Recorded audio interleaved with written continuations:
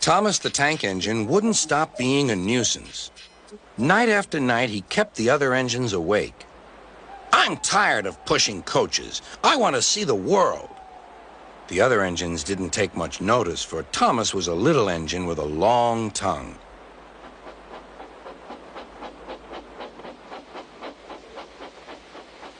But one night, Edward came to the shed. He was a kind little engine and felt sorry for Thomas. "I've got some freight cars to take home tomorrow. If you take them instead of me, I'll push coaches in the yard." "Thank you," said Thomas. "That will be nice." Next morning, Edward and Thomas asked their drivers, and when they said yes, Thomas ran off happily to find freight cars.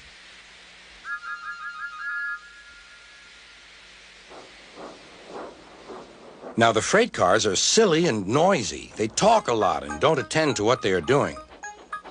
And I'm sorry to say, they play tricks on an engine who is not used to them. Edward knew all about the freight cars. He warned Thomas to be careful, but Thomas was too excited to listen.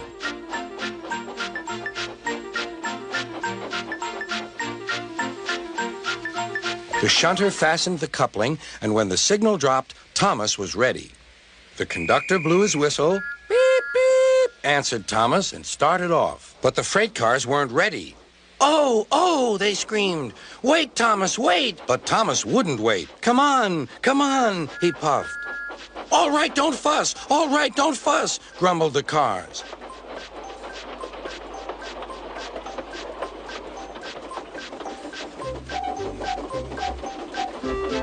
Thomas began going faster and faster. "Whoosh!" he whistled as he rushed through Henry's tunnel.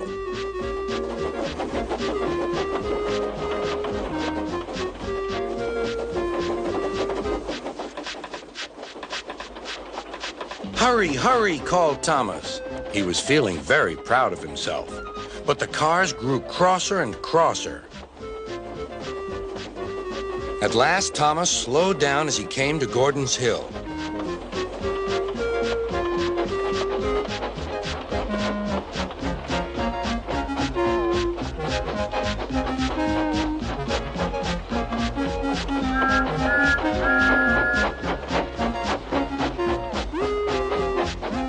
"Steady now, steady," warned the driver as they reached the top. He began to put on the brakes. We're stopping," called Thomas. "No, no, no," answered the cars, bumping into each other. Go on." Before the driver could stop them, they had pushed Thomas down the hill and were rattling and laughing behind him.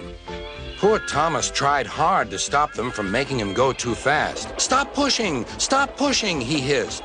But the cars took no notice. Go on, they giggled in their silly way. "There's the station. Oh dear, what shall I do?" cried Thomas. They rattled straight through and swerved into the goods yard. Thomas shut his eyes. "I must stop." When he opened his eyes, he saw he had stopped just in front of the buffers. There, watching him, was Sir Topham Hatt.